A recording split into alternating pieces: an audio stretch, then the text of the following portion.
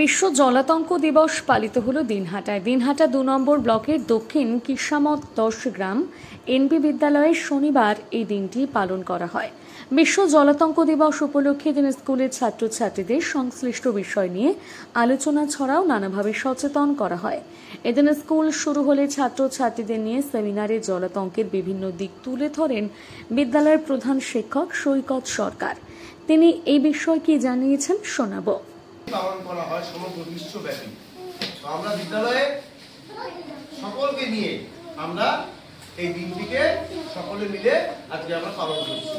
আমরা এর যে সচেতনতা, এর জন্য যে সচেতনতা, সেইটা বিষয়ে আমরা আলোচনা করলাম।